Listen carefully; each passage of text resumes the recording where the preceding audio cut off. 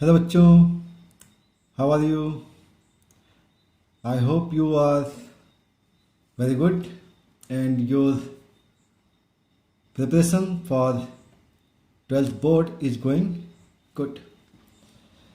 तो बेटा हम लोग जो पिछले वीडियोज में बात कर रहे थे, क्वेश्चन और उसके सोर्सेस प्रोवाइड कर रहे हैं, और आप डिफरेंशियल इक्वेशन हम लोग जो सॉल्व कर रहे हैं वो बेटा क्या है, डिफरेंशियल इक्वेशन एनसीईआरटी का सॉल्व करते हैं और एक्सरसाइज 9.4 को देख रहे हैं। ठीक है, तो एक्सरसाइज 9.4 में हम लोगों ने 14 क्वेश्चंस तक कंप्लीट कर लिया है।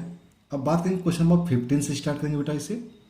ठीक है, तो आप बेटा इस चैनल पे अगर फर्स्ट टाइम आए हैं तो प्लीज़ इस चैनल को सब्सक्राइब जरूर कर लीजिएगा। और आप देख रहे हैं मैथ्स आइडिया। ओके, चलिए बेटा क्वेश्चन नंबर 15 क्या है देखते हैं। Find the equation of a curve passing through the point 0 0 and whose differential equation is y dash is equal to e raised to power x into sin x। ठीक है, तो अब इस क्वेश्चन को सॉल्व करने के लिए क्या करना है कि हमारे पास जो डिफरेंशियल इक्वेशन दी गई है वो एक्चुअली दी गई y डैश। y डैश मतलब बेटा यहाँ पे dy by dx is given as e raised to power x into sin x। ठीक है, अब हमें क्या करना होगा, इसे सॉल्व करना होगा। तो पहली बात तो हम इसे सॉल्व करते हैं, d y is equal to कर सकते हैं बेटा e power x into sine x, क्योंकि ये चैप्टर जो है एक्चुअली वेरिएबल सेपरेबल का है। तो e power x into sine x होगा और डी एक्स यहाँ ट्रांसफर हो सकता है बेटा। तो all the functions of here as x, ये सभी एक्स के फंक्शन हो गए। तो अब आप इसे इंटीग्रेट कर सकते हैं। ठीक है ना, तो यहाँ पे y इज इक्वल टू आ गया integration of E raised power x into sine x d x. Okay, अब इस टाइप का जो पैटर्न होता है बेटा उसे सॉल्व करना आपको आना चाहिए, क्योंकि ये जो है बाई पार्ट से सॉल्व होता है। ठीक है, और दोनों ही एंडलेस प्रोसीजर है, क्योंकि ई पावर एक्स का इंटीग्रेशन भी ई power x e power x e power x endless होता है। और साइन एक्स का जब आप इंटीग्रेशन करते हैं तो साइन एक्स का माइनस का कॉज एक्स आएगा, फिर कॉज का फिर साइन आएगा, मतलब ये एंडलेस होते हैं। तो ऐसे क्वेश्चंस के लिए आप हमेशा क्या करते हैं, इसको आई एज्यूम कर देते हैं। हमने क्या कर लिया, आई एज्यूम कर लिया e power x into sine x को। ठीक है, और फिर हम क्या करते हैं, इसे बाई पार्ट्स में सॉल्व करते हैं। चलिए, तो बाई पार्ट्स के लिए क्या करना होता है बेटा, हम इसे एज्यूम करेंगे first and this one is a second. Clear, तो अगर हमने बाई पार्ट्स यूज किया तो बेटा फर्स्ट को कांस्टेंट रखते हैं, आपको फॉर्मूला याद होना चाहिए, first constant and integration of second, integration of second minus integration of differentiation of first function, तो साइन एक्स का डिफरेंशिएशन कॉज एक्स हो गया, into integration of second function E power x d x. ठीक है, मैं यहाँ पे लिख भी देता हूँ कि integration of first into second d x is written as a first as it is constant in integration of second d x minus integration of differentiation of first into integration of second dx in a complete integration. ठीक है, तो ये integration का by parts का formula है। तो अब देखिए यहाँ पे क्या आ गया बेटा, फिर से वही उस टाइप की स्टेप आ गई, कॉज एक्स आ गया, साइन एक्स और ई पावर एक्स आ गया। इसे फिर से वापस आपको क्या करना होगा, इसको फर्स्ट ले लेंगे और इसे आप क्या ले लेंगे, सेकंड ले लेंगे। ठीक है, चलिए, तो अब क्या होगा, यहाँ पे आएगा sine x into e power x आ जाएगा माइनस, इसे ब्रैकेट यूज कर देते हैं बेटा, फर्स्ट एंड सेकंड, तो फर्स्ट कांस्टेंट हो गया, सेकंड को इंटीग्रेट किया तो e power x minus integration of cos को डिफरेंशिएट करेंगे तो क्या आएगा, माइनस ऑफ साइन एक्स आएगा इंटू ई पावर एक्स का integration e power x d x. जब आप इस टाइप की स्टेप सॉल्व कर लेते हो बेटा तो क्या आ जाता है, ई पावर एक्स ये जो वैल्यू होती है वापस रिपीट होती है। देखिएगा आपके पास जो क्वेश्चन था e power x into sine x, e power x into sine x आ गया है। तो यहाँ से देखेंगे तो यहाँ पे देखा जाए तो e power x into sine x है minus e raised power x into cos x हो गया। ये माइनस से माइनस प्लस होगा बेटा, और बाहर क्या है माइनस है तो माइनस हो जाएगा। और ये जो वैल्यू है ये वैल्यू एक्चुअल में आई के इक्वल है। तो हमारे पास क्या आ गया बेटा, I is equal to this one. Okay, I को इधर ट्रांसफर कर दिया तो बेटा क्या आएगा, two I is equal to आएगा e power x common sine x minus cos x.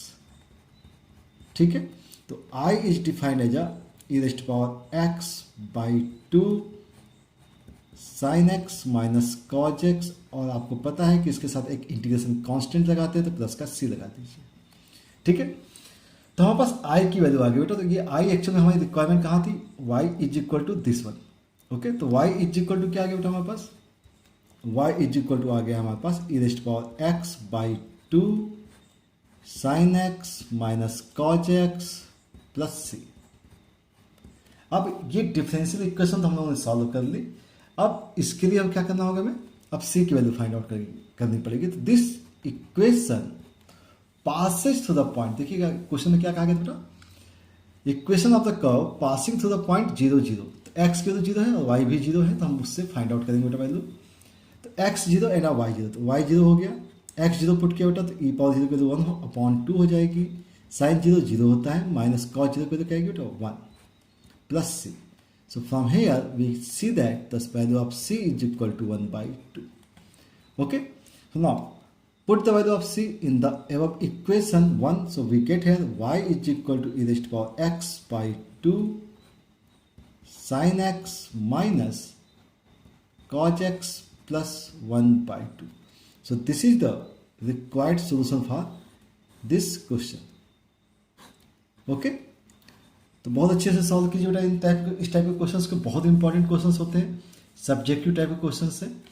ठीक है, तो क्वेश्चन नंबर कंप्लीट हो गया बेटा 15। अब बात करें हम लोग क्वेश्चन नंबर 16 के बारे में।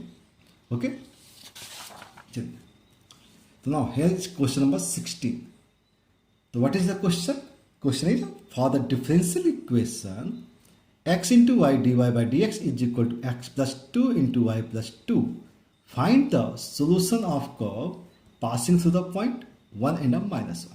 तो जब भी किसी पर्टिकुलर पॉइंट से पास होता है बेटा, तो इसका मतलब सीधा सा होता है कि आपको पर्टिकुलर सोल्यूशन निकालना है, क्योंकि आपको कांस्टेंट सी की वैल्यू फाइंड आउट करनी होगी।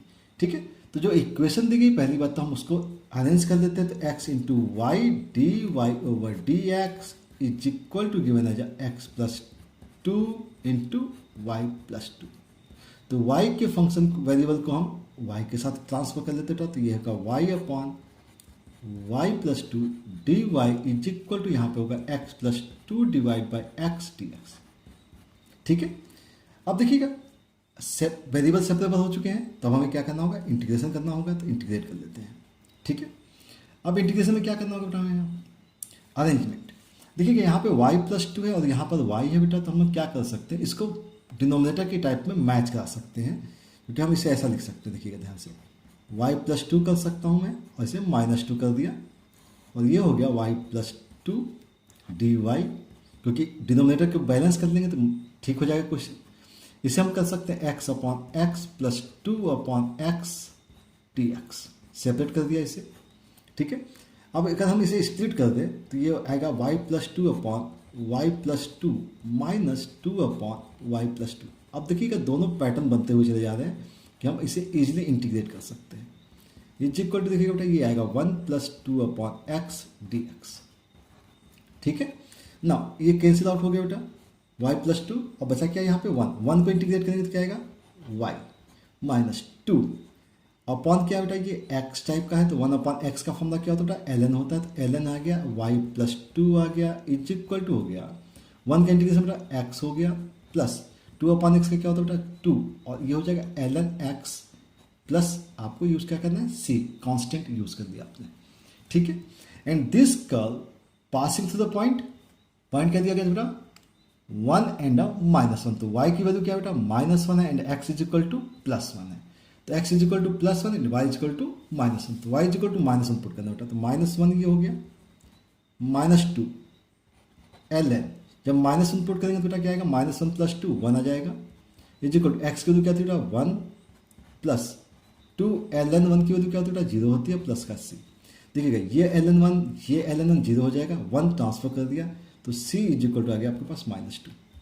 ओके, तो c की वैल्यू आपने फाइंड आउट कर ली, तो अब आपको c की वैल्यू को क्या करना होगा, आपको वापस यहाँ पे सब्सटीट्यूट करना होगा। ठीक है, तो y इज इक्वल टू क्या आ जाएगा बेटा y minus 2 ln y plus 2 is equal to आएगा x plus 2 ln x minus 2।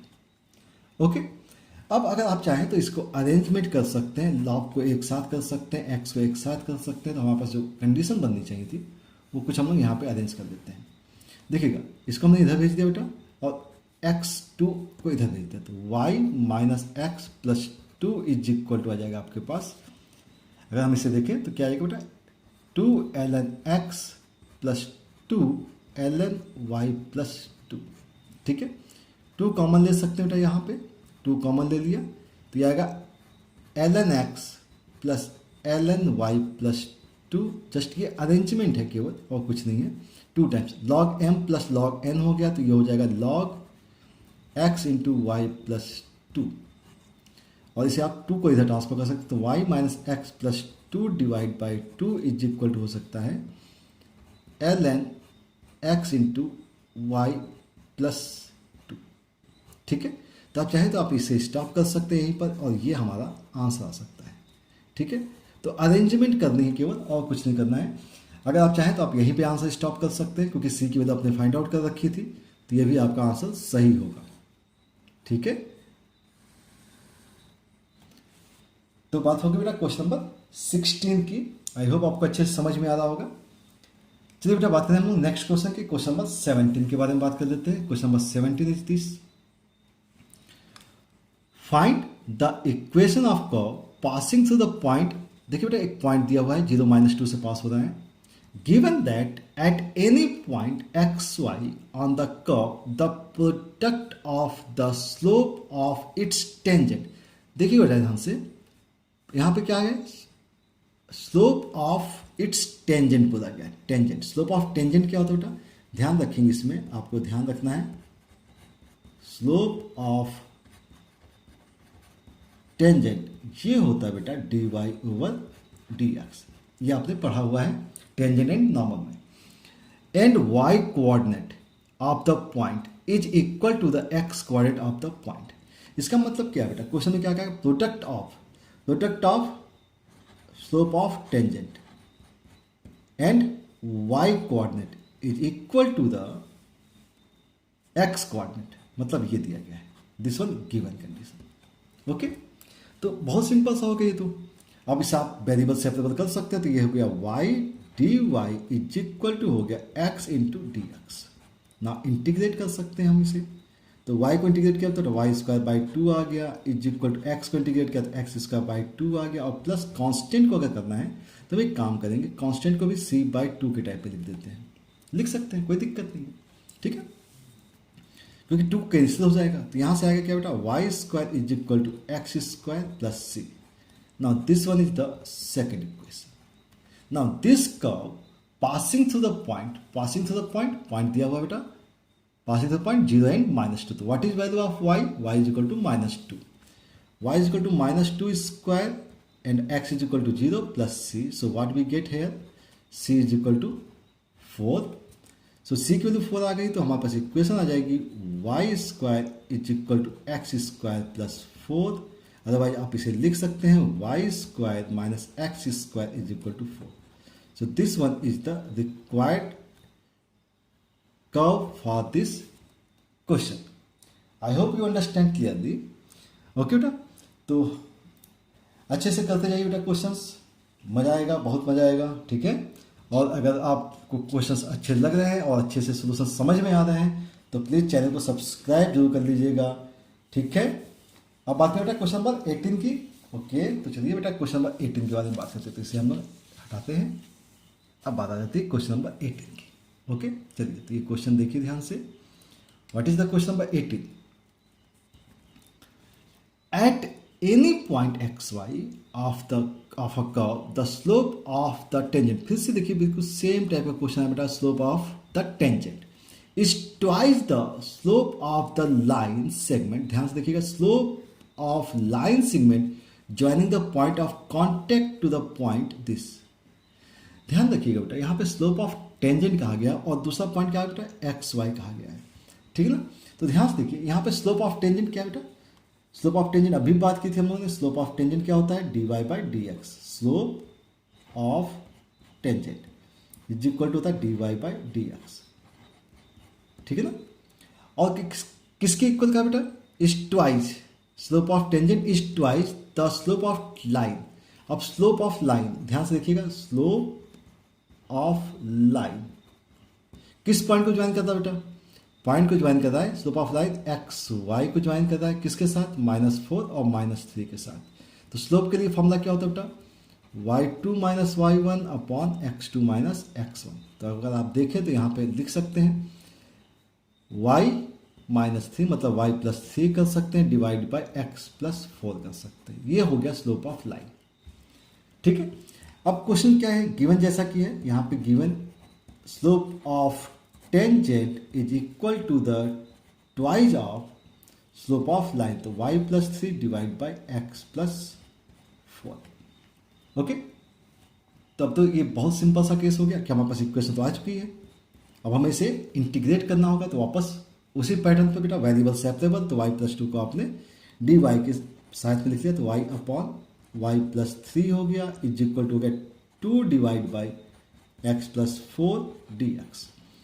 अब वापस इंटीग्रेट कर सकते हैं बेटा, तो इसे इंटीग्रेट कर देते हैं। 1 अपॉन वाई का क्या होता है बेटा?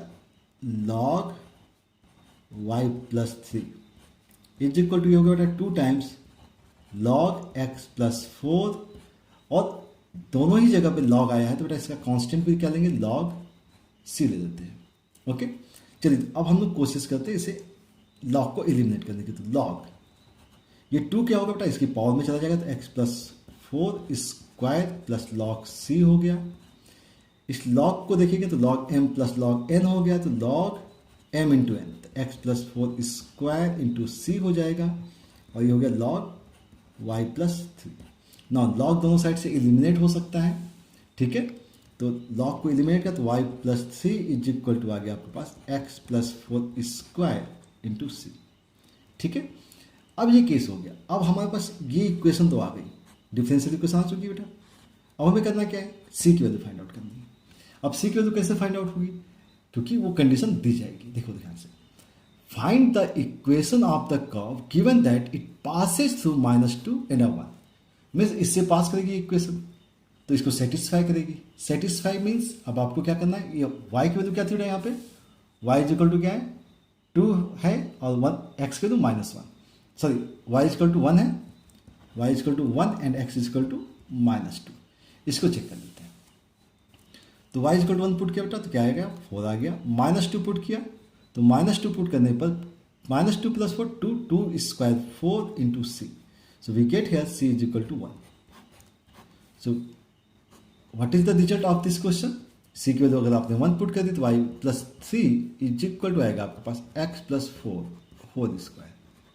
सो this one is our required solution for this question. I hope you understand clearly. ठीक है बेटा, नेक्स्ट क्वेश्चन के बारे में बात करेंगे बेटा हम क्वेश्चन नंबर 19 के बारे में। ठीक है, तो क्वेश्चन नंबर 19 देखते हैं बेटा। क्वेश्चन नंबर 19 क्या है हमारे पास?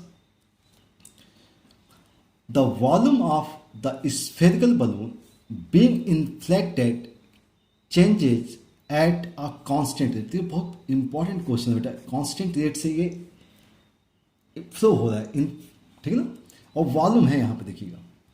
If initially its radius is 3 units and after 3 second it is 6 unit, find the radius of balloon after t seconds. ठीक है, तो यहाँ पे डिफरेंशियल इक्वेशन के बारे में बात करनी होगी। तो अब इसकी पहली बात तो इक्वेशन फॉर्म करनी पड़ेगी, और इक्वेशन फॉर्म करते समय आपको चीज़ों को बहुत अच्छे से ध्यान रखना है। ठीक है, तो यहाँ पे क्या कहा गया बेटा? Volume of spherical balloon. ठीक है, तो वॉल्यूम ऑफ स्फेरिकल, तो वॉल्यूम का रेट चेंज जो है बेटा वो कांस्टेंट है, कांस्टेंट रेट। तो हम लोग क्या कर सकते हैं कि हम लोग वॉल्यूम दे देते हैं बेटा, वॉल्यूम v दे देते हैं। वॉल्यूम का रेट चेंज क्या बेटा? एक कांस्टेंट है। ठीक है, वॉल्यूम का रेट चेंज कांस्टेंट है और किसी रेट से इंक्रीज कर रहा है। तो ऑब्वियस सी बात है कि अगर हम dv देखें तो dv इक्वल टू क्या होगा बेटा? k dt। t क्या है बेटा? टाइम के रिस्पेक्ट में वो हो रहा है, क्योंकि यहाँ पे टाइम का क्वेश्चन दिया हुआ है। अगर हम इसे इंटीग्रेट कर लें तो इंटीग्रेट करने पे मुझे क्या मिलेगा? dv is equal to k dt। इसे इंटीग्रेट करना है बेटा, तो dv का इंटीग्रेशन बेटा v is equal to k और कांस्टेंट dt का क्या होगा बेटा? t और प्लस c। ये हमारी डिफरेंशियल इक्वेशन आ जाएगी बेटा। ठीक है ना। अब क्वेश्चन को समझते हैं बेटा कि वॉल्यूम के रिस्पेक्ट में वैल्यूज क्या क्या दी गई हैं। इनिशियली क्या कहा गया, at t is equal to zero, at t is equal to zero, क्योंकि इनिशियली बेटा टी की वैल्यू क्या होगी, जीरो होगी। रेडियस क्या दिया गया बेटा, 3 यूनिट्स, तो वॉल्यूम इज इक्वल टू होता है बेटा, अब इस फिजिकल वॉल्यूम है 4/3 पाई आर क्यू, ठीक है। तो when t is equal to zero, volume is of 4/3 pi r cube is 3 cube is equal to t is equal to zero बेटा, तो सी आ जाएगा। तो अगर हम देखें यहाँ से, तो सी की वैल्यू क्या मिल जाएगी मुझे, यहाँ से मिलेगी 3 स्क्वायर 9, 9 4 जा 36 पाई इज इक्वल टू सी। तो एक काम अपना हो गया कि यहाँ से सी की वैल्यू आ गई। तो V is defined as V is equal to क्या हो जाएगा, के टी प्लस 36 पाई। ओके, तो आप देखिएगा इस इक्वेशन में जो वॉल्यूम और टी के रिस्पेक्ट में एक वैल्यू हम लोगों ने के एज्यूम की, तो उसे भी हमें एलिमिनेट करना पड़ेगा। तो अब इसके बारे में बात करेंगे हम लोग किसी और कंडीशन के अकॉर्डिंग, ठीक है ना। ये कंडीशन आ गई। अब इसने क्या कहा, क्वेश्चन में क्या कहा, after 3 second when t is equal to 3, when t is equal to 3 it is 6 unit, मतलब रेडियस क्या हो गया बेटा, 6 यूनिट हो गया है। तो वापस फिर से इस पैटर्न पे काम कर लेते बेटा। हमारे पास वॉल्यूम क्या आ गया है, वॉल्यूम इज इक्वल टू हो गया बेटा 4/3 पाई आर क्यूब, मतलब 6 cube is equal to volume, ठीक है। तो इसे कैलकुलेट कर देते बेटा।